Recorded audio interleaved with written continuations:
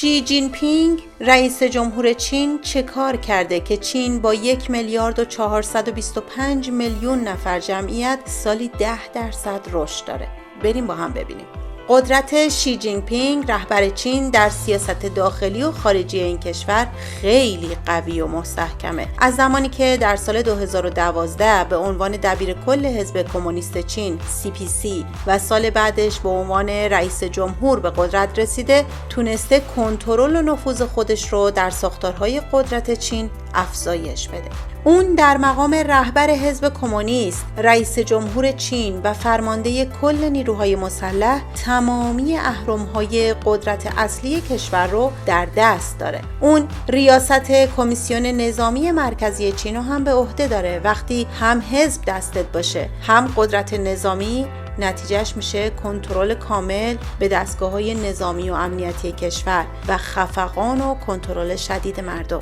اگه مثلا توی دوره ریاست جمهوری همه 4 سال رئیس جمهورن یا حتی 2 دوره انتخاب میشن، اون اومد این محدودیت رو برای خودش برداشت. سال 2018 قانون اساسی چین به دستور اون اصلاح شد و محدودیت 2 دوره‌ای برداشته شد. حالا اون تا زمانی که دلش بخواد میتونه رئیس جمهور باشه، اصلا مادام العمر. شی جین پینگ تونست از طریق مثلا مبارزه با فساد بسیاری از رقبای سیاسی خودش رو از صحنه خارج کنه که منجر به برکناری و مجازات تعداد زیادی از مقامات بلندپایه حزب و دولت شد. البته چون ظاهرا مبارزه با فساد بود، موقعیت شی جین پینگ توی حزب تثبیت شد. شی یک کار دیگه هم کرده که اونو در حد رهبرای برجسته چین مثل مائو و دن شیائوپینگ بالا برده. اونم اینه که ایدئولوژی خاص خودشو وارد منشور حزب کمونیست کرده. اون ایدئولوژی اندیشه شی جین پینگ درباره سوسیالیسم با ویژگی‌های چین برای عصر جدید رو عنوان کرده. حالا این چیه؟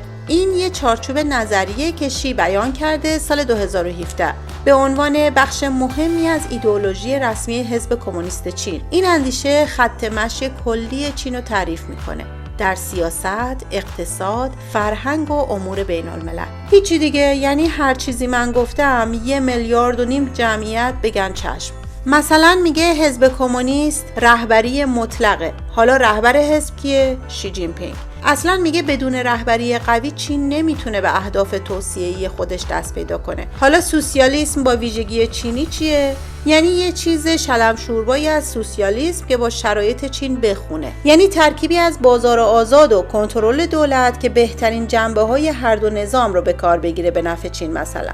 حالا این اندیشه یه چیزای خوبی هم داره. مثلا اقتصاد رشد داشته باشه اما حق تخریب محیط زیست رو نداره.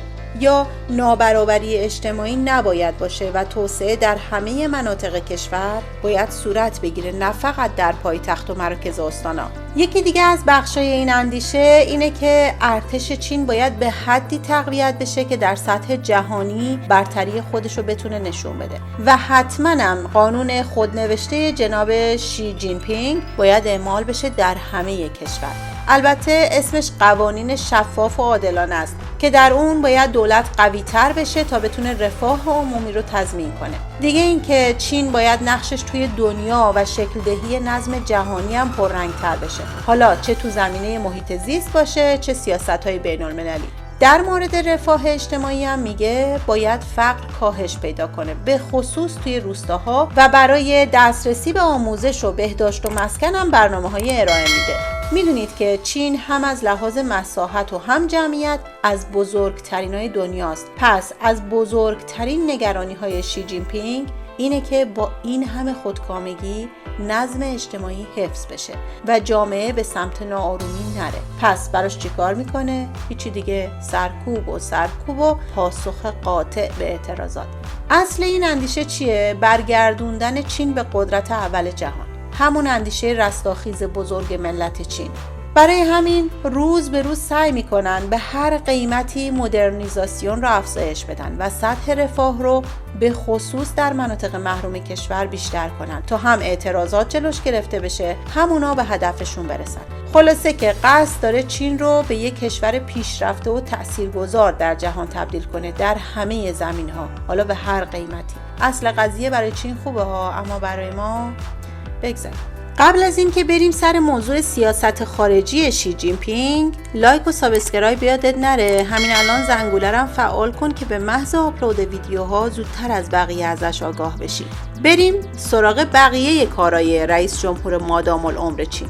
در عرصه سیاست خارجی، شی جین پینگ چین رو به عنوان قدرت جهانی تقویت کرده. سیاست ابتکاری کمربند و جاده از بزرگترین سیاست‌های اونه. حالا این چیه؟